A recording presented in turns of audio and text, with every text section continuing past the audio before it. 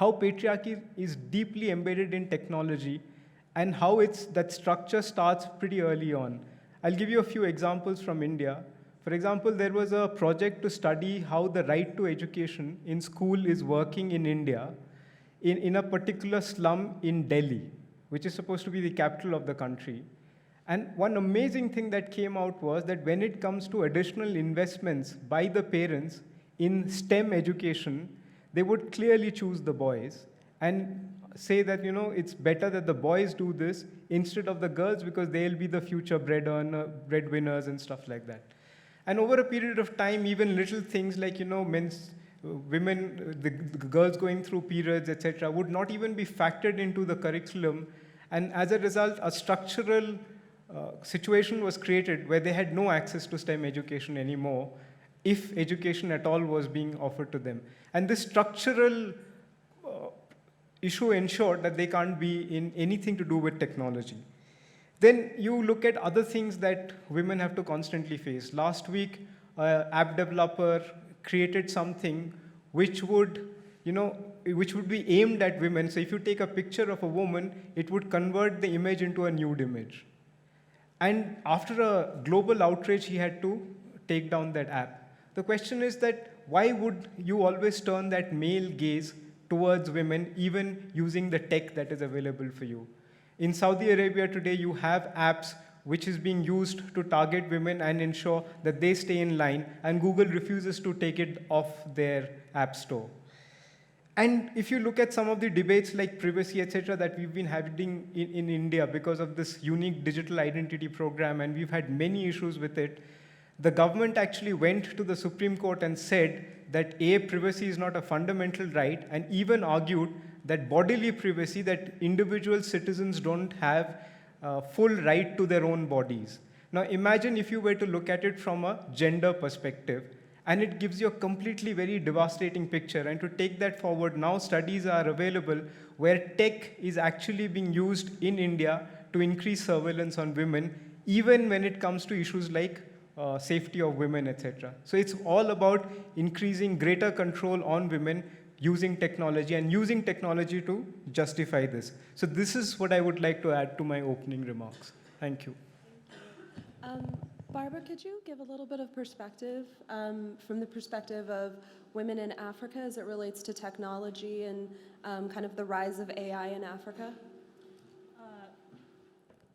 I will give, I'm Barbara, and I work for the International Men's Center, and I'm glad to be joined by the knowledge that is here on this panel.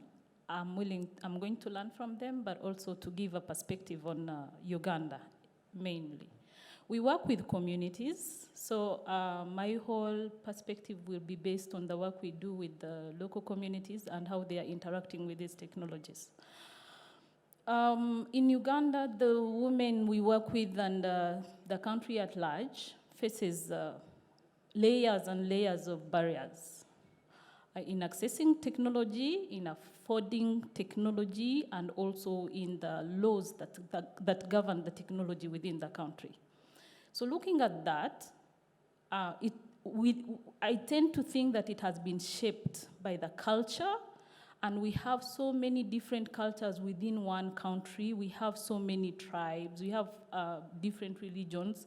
We've learned to coexist it, but using technology, we have not yet learned to coexist. The different cultures which dictate what a woman should do, how a woman should carry themselves, how a woman should talk, have translated into the online space.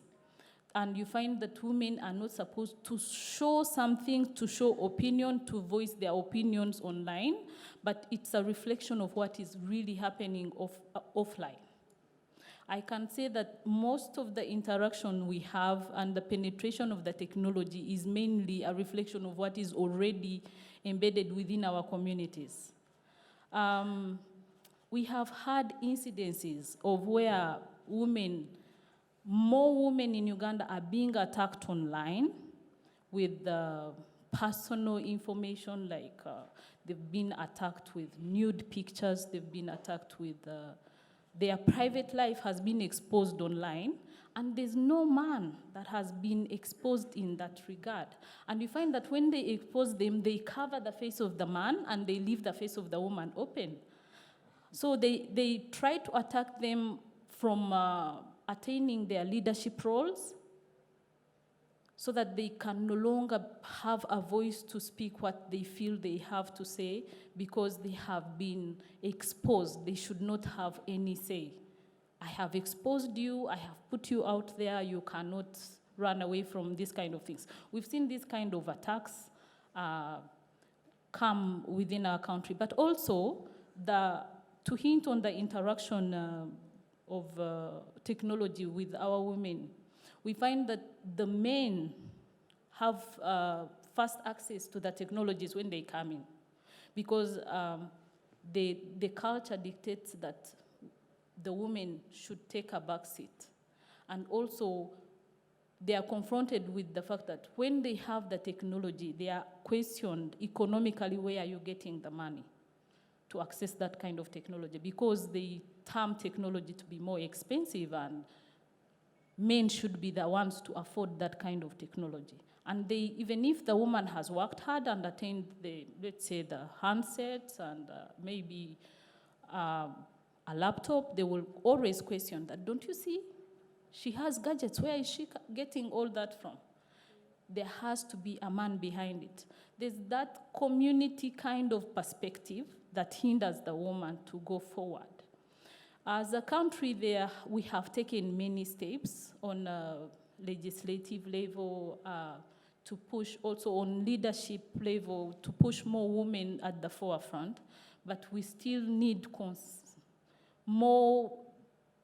a concerted kind of effort to also deal with these issues that reflect within the technological spheres. Thank you. Yeah. I was hoping, Pranjal, that you could talk a little bit about some of the things you've seen in your experience. I know we talked about what you've seen with AI, as well as some of the other initiatives around women in tech in India. Thank you.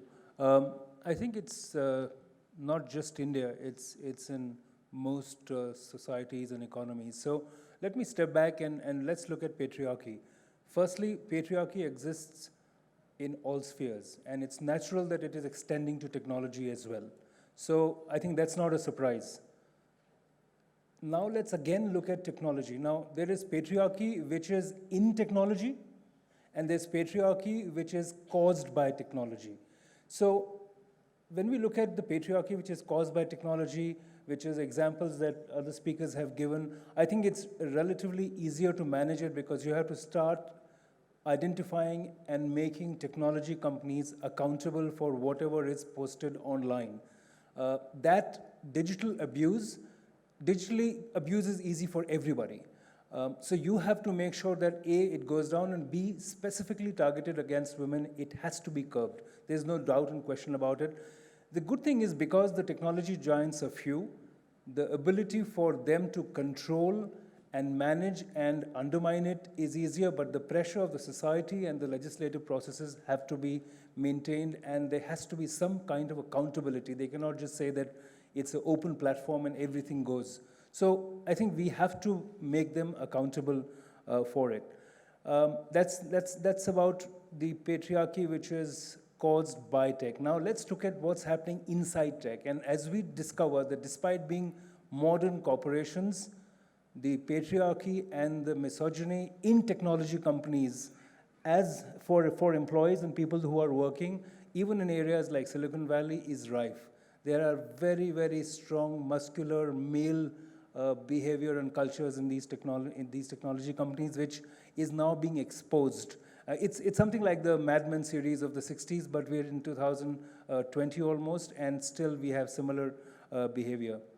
The biases that you see, as you mentioned, artificial intelligence, AI is as good or bad as the people who make them. And often the people who design solutions are terrible. Their prejudices and biases, willingly or unwittingly, are expressed. It could be race, gender, sexual preference, and of course, faith. Now, it is again, you have to go to the people who are designing it and put pressure and say, you've got to have a more diverse attitude. You have to be conscious about everything that you're doing. You cannot just write a code and hope that things will work for everybody. I think that sensitization is absolutely critical. And finally, the point which again was made by my colleagues earlier, we must have more women in the space of technology, and that begins from education. In STEM, women are staying away. How do you ensure that girls from school and college onwards get excited about it? So one is role profiling, but how do you get them excited? Gamification and exposure is being seen as an important piece, but I think it's important to ensure that we do not see tech as a male bastion, and everybody sees it as an open, equal opportunity for everybody. And I'm going to interject really quickly and give an example. I think both Pranjal and Saikat brought up great examples that there's patriarchy kind of embedded in the technology, and sometimes that's hard to understand. And so an example I like to give is piano players. So even though the majority of people who study to become piano players, I think it's over 70%, are actually women, the majority of professional piano players are actually men. So it reverses when it becomes professional. The reason is that about 200 years ago, the companies that were making pianos standardized the size of the keys based on who was popular at the time. And one of the most popular piano players at the time was Rachmaninoff. And his hands could span 13 keys. He had huge hands. And so your average woman only has a hand span of about 7 to 9 keys, and your average man's hand can span 11 keys.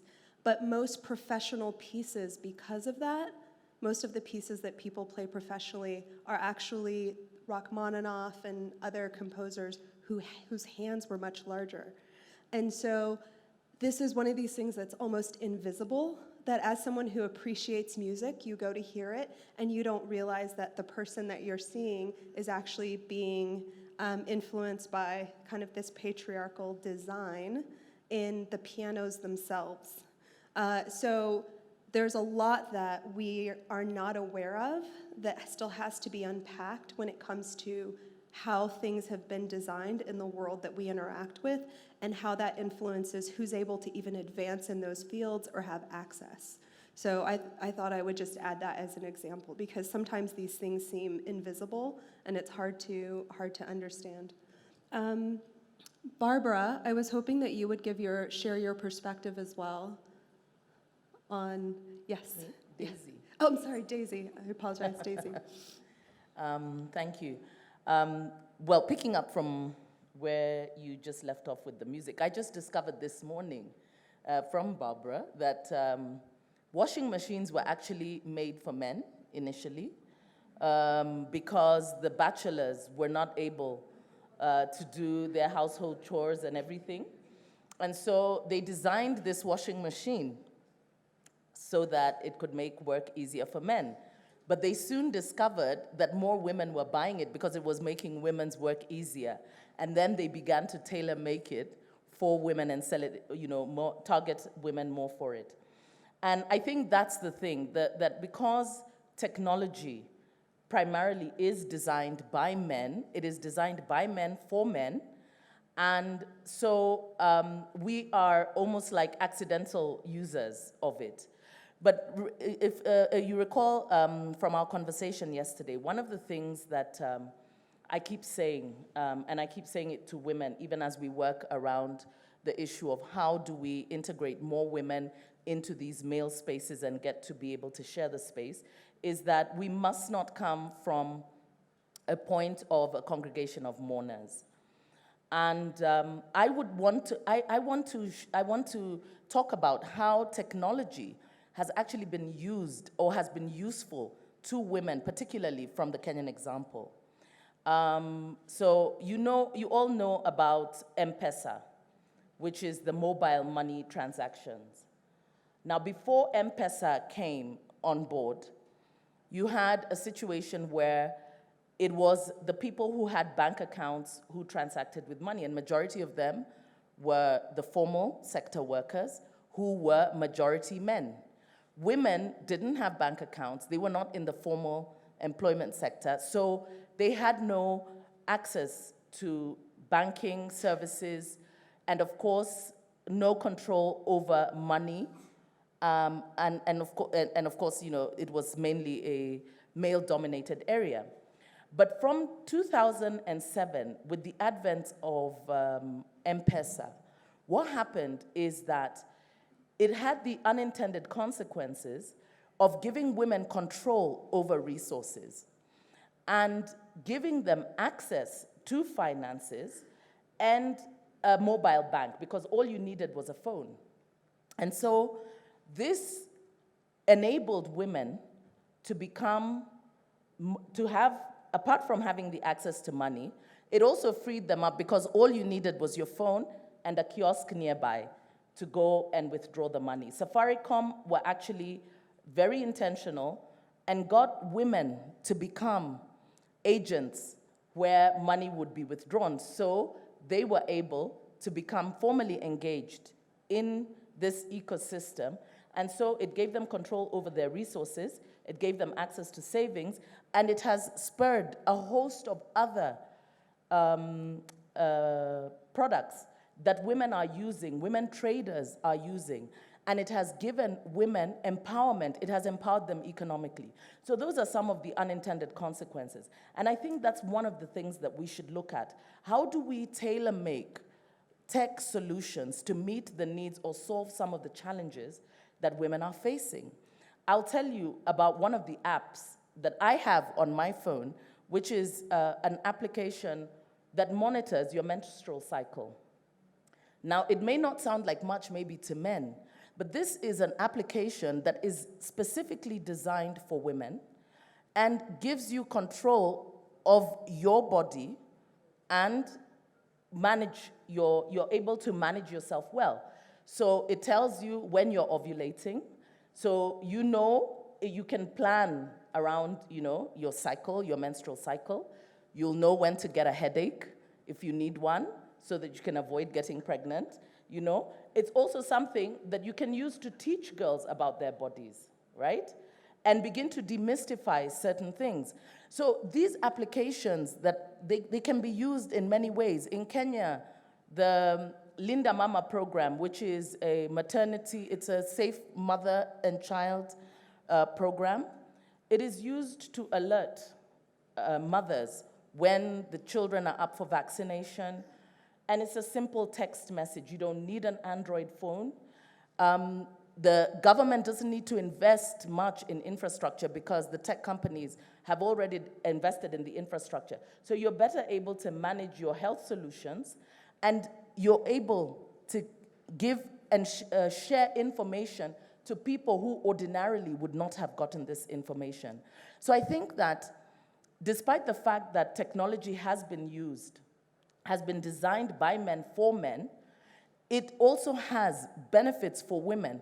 And I think we also talked about that yesterday, Danielle, about products that have been designed for women and are now making millions of dollars for the inventors, you know, using the same tech solutions that were designed for men. So for me, I do think that part of being able to dismantle patriarchy, because patriarchy is about power dynamics, and the power resides in very many places. Power, money, yet we have seen how some of the tech solutions in Kenya have worked to economically empower women, and it is really working to economically empower women and giving them control over their money. They get to decide how to use their money. They can save their money. It's a safer way.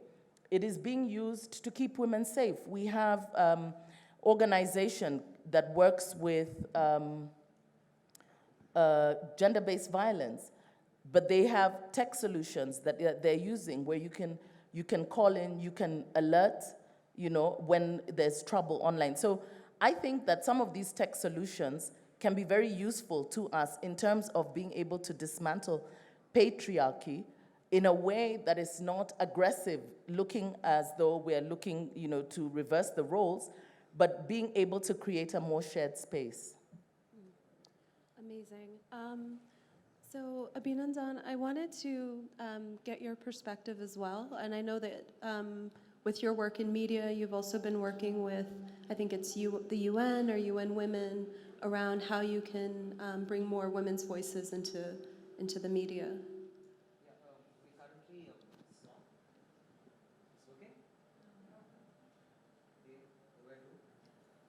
Borrow Daisy's. Raise your voice. See, right there. All right. So, we at News Laundry are doing a project in partnership with Oxfam and UN Women, where we're looking at the 7 top English newspapers, magazines, and television channels, as well as Hindi, and seeing on the front page and on the op-ed pages how many women bylines there are and how many male bylines there are, as well as on primetime television panels, how many of those little windows have men and how many have women. The results will be unveiled on the 2nd of August when our conference happens in Delhi, but the results are shocking, especially when you have panels that discuss the budget, which is due soon in India now, which are just panels. You'll be surprised to know that women don't really have opinions for newspapers. It's just a dismal in the 20% category. And for people who don't know, can you explain what a manel is? A manel is a panel with no women, which is very common on Indian television. So we will be unveiling this report on the 2nd of August. I've had a look at some of the early findings, and they are shocking, and I'm sure it is not as bad, but the trend would be the same in many parts of the world. But I want to tell you a little story about patriarchy in tech, and it has a happy ending. It involves a 12-year-old girl called Maddie Messer. She was hooked onto a game which was the #1 downloaded app on the iTunes Store a few years ago called Temple Run. Have any of you played Temple Run? All right. So a lady there played Temple Run. The default setting of the man who's Temple Run, his name is Guy Dangerous. He was a white man. And if you want to play as a woman, you had to pay $1 or you had to earn 800 gold coins. So she told her father, I don't want to play as a man. Why do I have to play as a man? And interestingly, one of the developers of Temple Run was a woman. So she said, okay, let me have a look at, she did a project, she's 12. And she saw the 50 most popular apps, games online.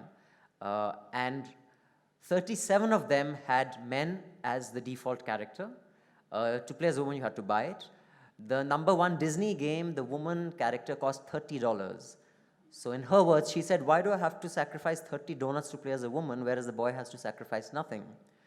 Only 5 games out of the top 50 had women default characters. So, and then finally, Temple Run introduced a woman character. Her name is Scarlet Fox. She's a white woman. But then going forward, they have got a lot more characters. The point I'm trying to make is that at a very young age, and that's true for even Indian television, there is a character called Chota Bheem. He is the most popular television character, cartoon. And he kind of saves the day, and there's his friend called Chutki. She basically serves him laddus and says, oh, you're so great. At a very young age, children are kind of shown that this is what your position is, this is what your position is. Sorry, let me just finish Maddie's story. So she wrote a piece on her findings, and she sent it to the Washington Post, who published it. So this 12-year-old girl's editorial was published in the Washington Post. It shamed the game makers into putting female default characters. The Disney character, woman character, became the default character, and it was free.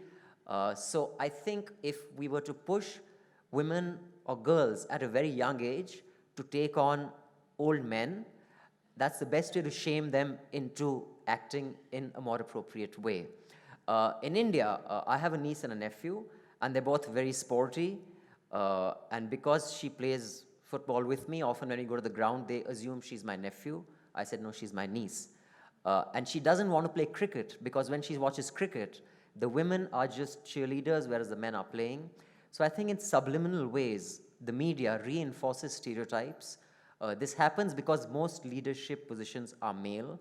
I think the single biggest impact can be with more female in leadership roles. I have worked, before I became an entrepreneur and started my own work, the two jobs I had women leading me. I was part of an organization where Madhu Trehan was the boss, and I was part of a film where Meera Nair was making Monsoon Wedding. And I have observed how the environment where the final authority is a woman is very different from an environment where the final authority is a man. And I think that is the single biggest change that can be done. And if men think that they've been superseded, deal with it.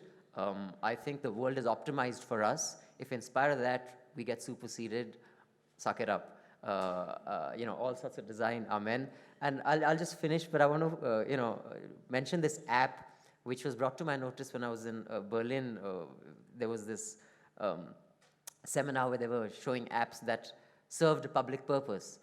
So there was an app in Iran where the moral police used to be on the lookout for any woman who wasn't covered, and they did start whipping her.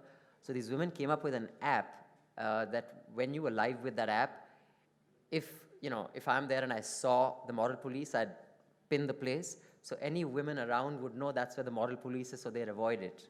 So they had this network of women using this app telling you where the moral police is, and they outwitted the moral police in that way. So that's another way technology kind of gave the men a little dose of how it can be cleverly used to push them out. Okay, this is such an incredible panel. So I think now I want to, I'll kind of bring up some points and just let different people jump in and share their opinions. So one of the things that we talked about as a group is the funding gap that exists for men and women. So at least in the United States right now, 98% of all new innovation funding is driven by men. So this means that only 2% of funding goes to women to build new products. And to make that even worse, only 0.2% of funding goes to women of color, meaning Black or Asian. So there's a huge gap. So right now, women are only receiving 2% of funding. Yet when you look at the consumer base, 85% of the people who drive consumer spending are actually women, because women purchase for themselves, their partners, their families, their children, their parents. And so they're the majority of the ones making decisions on major purchases. So I thought I'd open it up to the group to talk a little bit about what the opportunities are that you see. What are some of the other kind of structural issues around getting more capital to women? Well, I think it's, again, we're going back to the issue that because there's patriarchy everywhere, it's in amongst investors as well. Investors, unfortunately, are not sensitized to these issues at all. So there's a vicious circle. One, because there's not enough funding, there are not enough women entrepreneurs, especially in tech, which is a subset. And because there's not enough funding, more are not coming in. And those who are usually self-funded. So I think the way to break this vicious cycle is to get women-focused funds to rise. And I think that's a role which I think multilateral funding agencies can play, government sovereign funds can play. And I think that's where a government or a multilateral intervention is essential. You cannot leave it to market forces, because in some of these cases, market forces will fail. We have to get intervention from civil society organizations and governmental organizations. I think also the private sector has a big role to play, but the way patriarchy has been dealt with in the past, we all had to congregate and work together. Both the government, the communities, to come up, also from the legislative point of view, we all had to come together, work together. It's the same thing that has to happen within the tech sector. If investment has to increase, government has to lighten up on what has to be funded, in which areas, and things like that. The private sector also has to see that women startups or investing in women brings out some more profit than they anticipated. Unless we put out these facts to them, they won't see them. We as women also have to rise up and show them that, you see, when you invest in women startups, you get more returns, as you're saying. You get more returns. So they will be more interested in investing in us so that they get, like, you know, for profit, the greed will take over and they will put more money there. But also when you say that the roles be taken up by the government to regulate and say that and put what to do and what not to do, I think then we will cap on innovation. So all of us as a community have to come together. The way we have dealt with bringing up the women movement, we all have to come together and work together. I always give an example of a study that was carried out where they asked kids of 3, 4, 5 years to draw what they would want to be in the future. And most girls tended to draw roles of being assistants. And the boys tended to draw roles of pilots, engineers, like more STEM kind of careers that they were focusing on. So the question was asked, where does the mindset of these young children come from? It comes from the society, it comes from the family, and the upbringing of these young kids. So when we show them what to focus on, how to look at the communities they live in, what is important for a man and a girl, who a man should be or what a girl should be, that's what they will take on. And it will reflect in their adult life, it will reflect in their career life. So for us to tackle patriarchy, we have to go to the core of our families and how we are dealing with it at a family level, at a community level, at a cultural level too, so that when they grow up or when we all come together, we can deal with each other and know that we have a shared space to deal with. So, and then when they're making the decisions of investments, the biases will have been minimized. So it has to be a congregatory kind of approach. Yeah, and one of the things we talked about, and you know, I think Daisy brought this up as well, design by women for women or design by women for everyone is really kind of an incredible new area that I don't think people realize is such an incredible place to invest. So one of the things that I track is what I call women-centered innovation. And it essentially means that because we live in a world that's been designed for men, when women interact with products and services, they encounter points of friction, right? You encounter things that haven't been designed for you. And so each point of friction is actually a business opportunity. And in most cases, it's a multi-million or $1 billion opportunity. And so we've started to see the rise of female entrepreneurs that are building solutions for women, and building incredibly profitable companies. So we've had female unicorns. I think we've had 3 so far just in 2019. So a company called The Wing, which does co-working spaces for women, has been incredibly popular and growing incredibly quickly. Another company called Glossier, which does makeup for women that just want to look like human beings and not be someone's wife.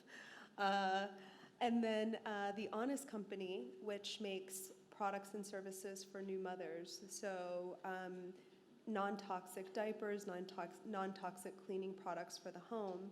And so this is something that I wanted to open up because a lot of times we talk about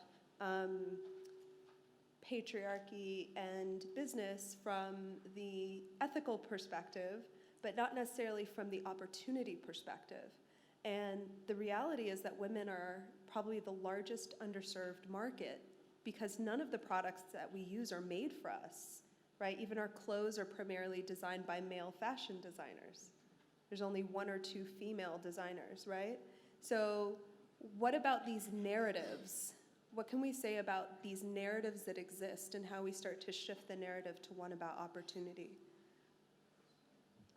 Can I jump in? And so a few years ago, I was part of a news television channel, and the group CEO asked all the top editors, some 25 of us, to come into the room and see how we can redo the television channel and look at.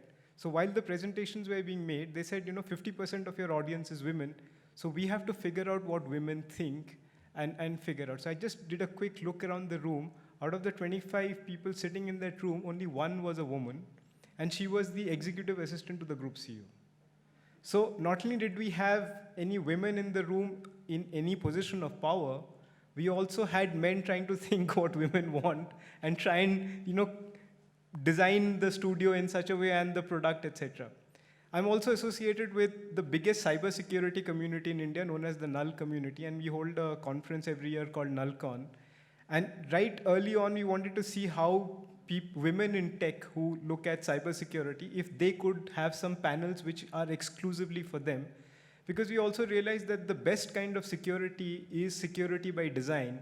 But if you're not going to have a gender perspective to that design, how do you create that security?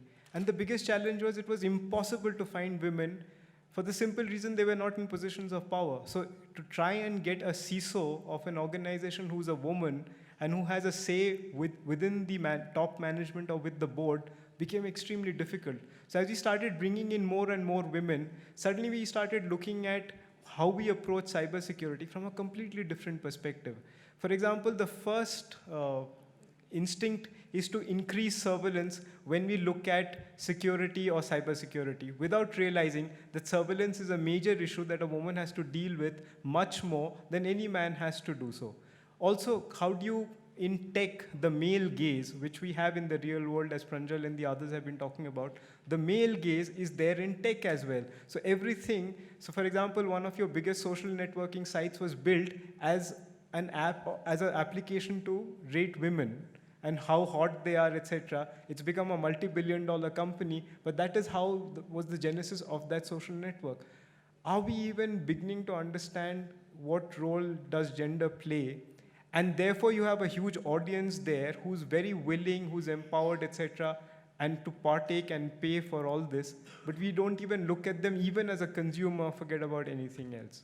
Right, and I think that there's been discussion, there's starting to be discussion about new technology like Nest, for example. So Nest is, I think it's an AI-empowered product that sits in your home and monitors lights, electricity, and it's fully automated and digitized.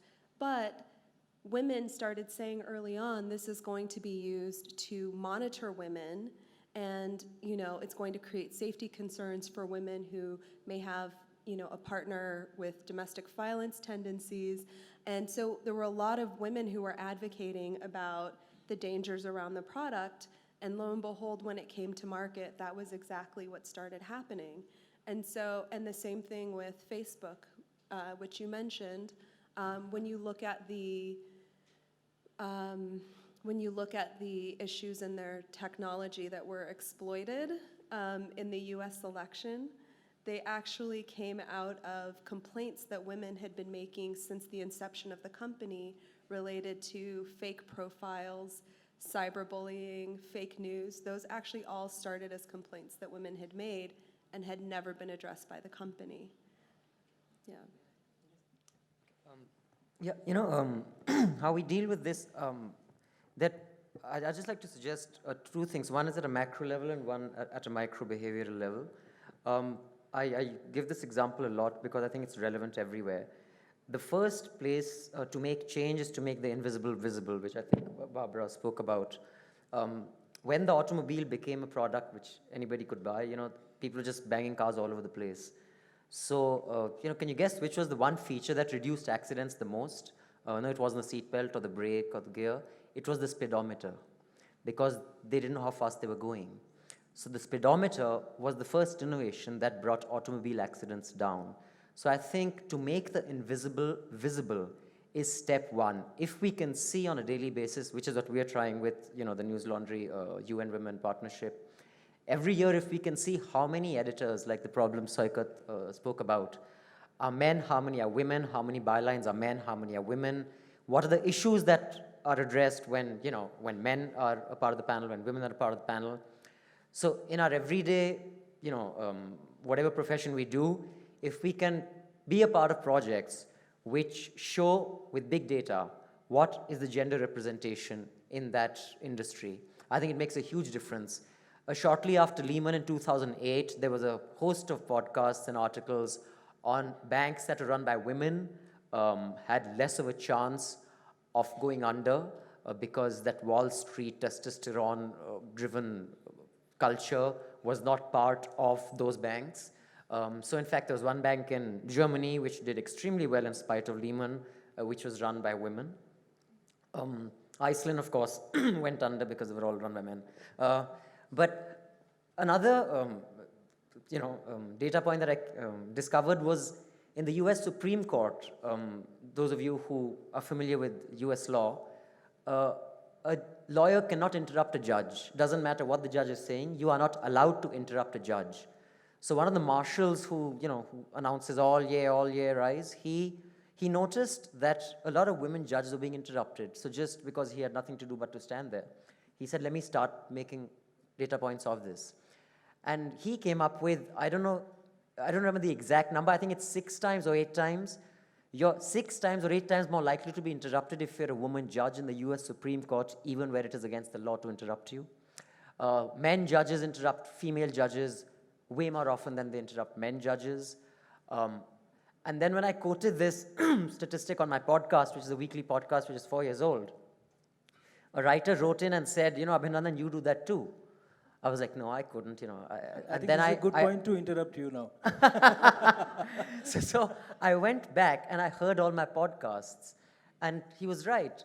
I tended to interrupt my female colleagues more than I tended to interrupt my male colleagues, which is why I took Daisy's permission before I took her mic. So ever since, I have become extremely conscious of who I interrupt. And I realize we do this at home. We are more scared of hurting our father's ego than our mother's, because she'll bounce back. So one interrupts the mother more than one interrupts the father. Not because you think he's smarter, but because it'll be more difficult for him to deal with it, whereas a woman can deal with it. I think these are small behavioral changes that can go a long way. So basically, I think what Abhi is saying is that either you interrupt everybody equally or you don't interrupt anybody at all. But I think I want to bring, Danielle, an important point.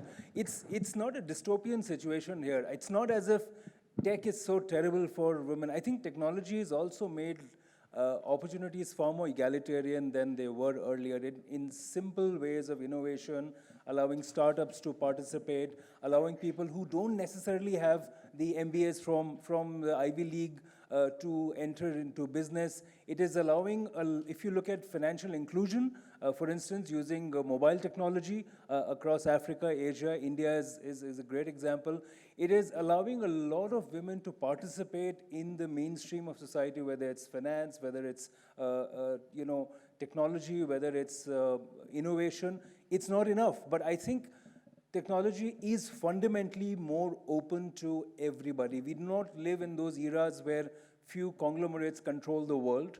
In tech, it still happens, but still there are so many startups which are challenging them. And you can see that, for example, yesterday, the big giant Facebook was down, WhatsApp was down, Instagram was down. So they're also fallible. So I think let's look at the positive aspects on how technology should be used to make things even better. I think at this stage, if there is any study, I'm not aware of it, but I do think that it has opened up a lot of possibilities of equal opportunity for women and people of different race and gender.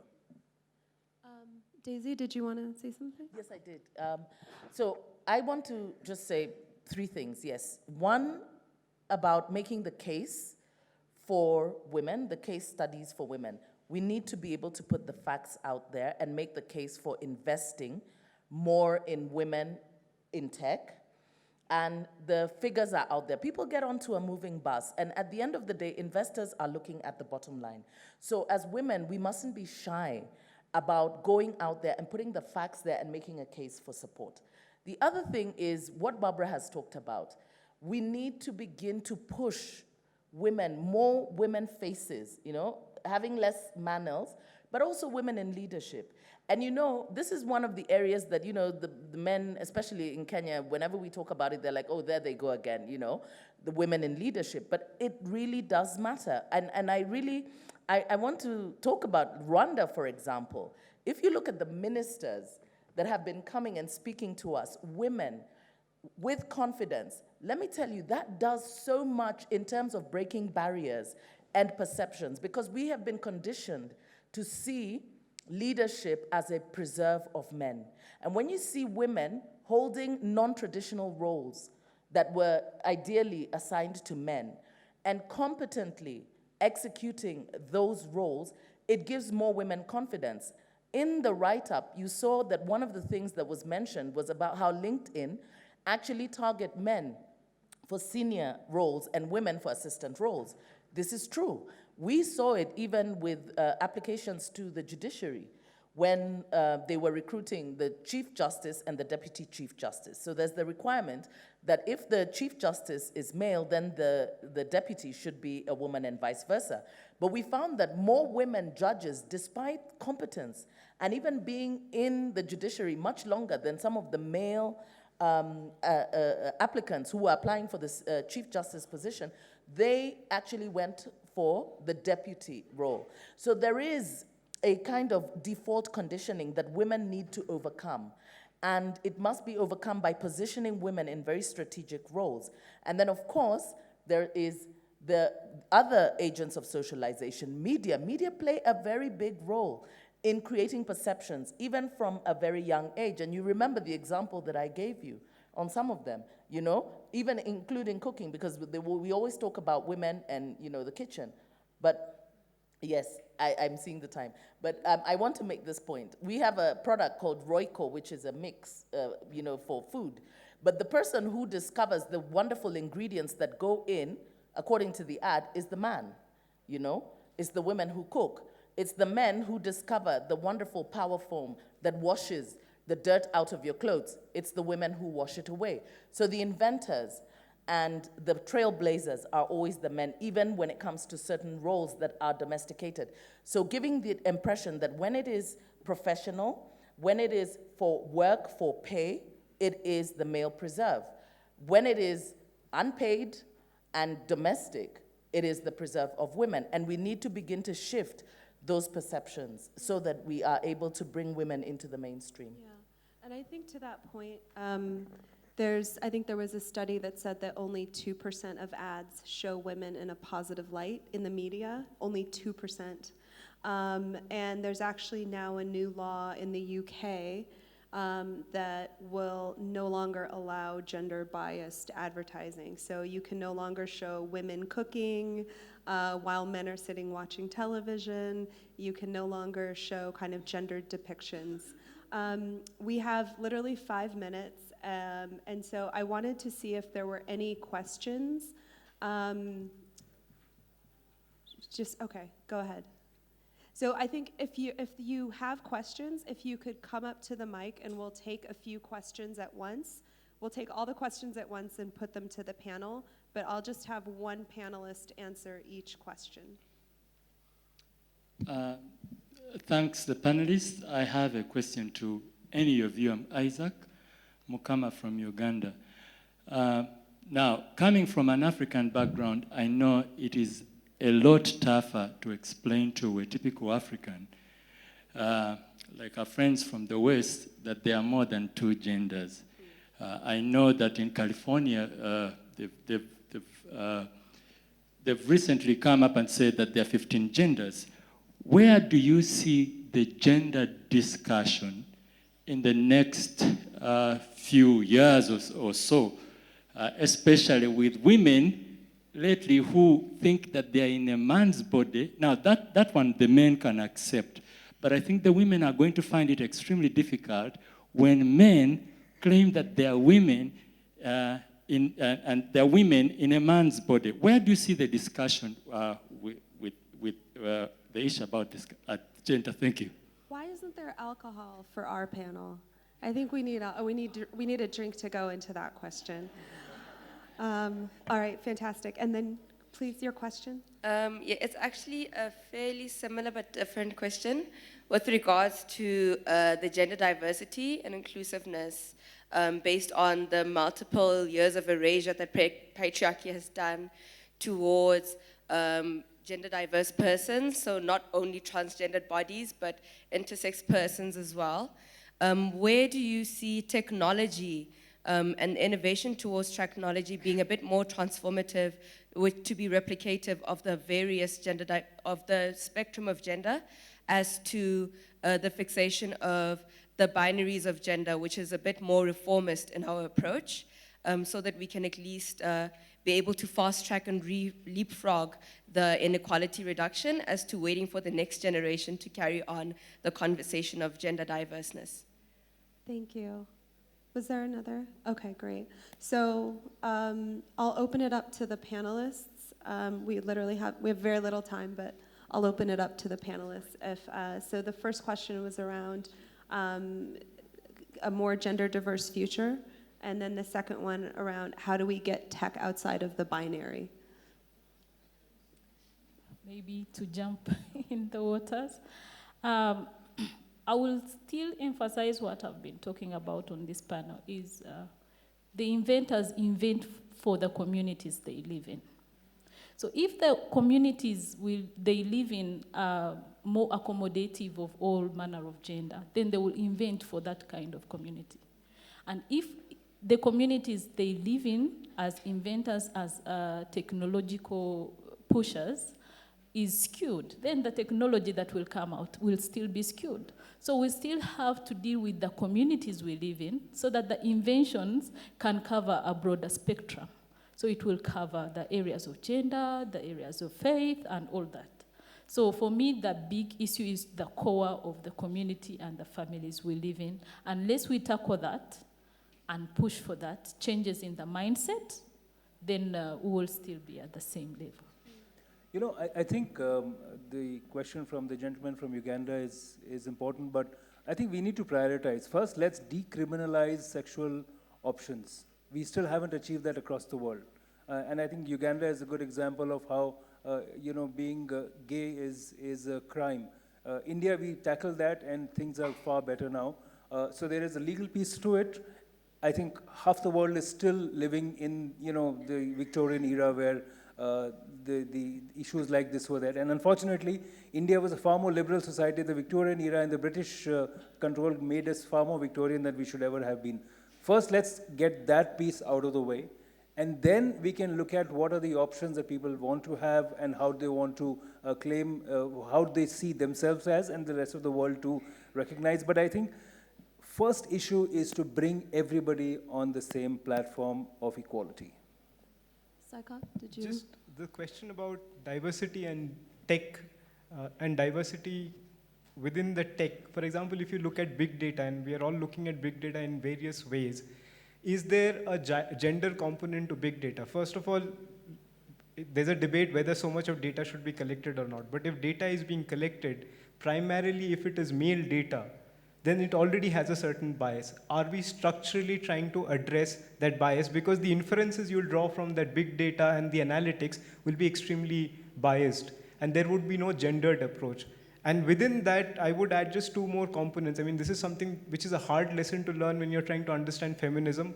One is agency, and the other is empowerment. And are these wedded to the bias or reducing the bias when you're looking at tech, and especially stuff like big data analytics? Absolutely, and I think it's really important to understand that when we're looking at gender, when it relates to technology, or in general, I think that the young people don't believe in these binaries, and these binaries have been influenced by a lot of these outdated ideas, and so I think that is something that's evolving much faster than probably people that are older feel comfortable with adjusting to. So I think it's something that is, we're starting to see innovation start to speak more authentically to young people and kind of the reality of how they see the world. I just want to thank everyone, this audience and this incredible panel. So please give this panel a round of applause. Thank you.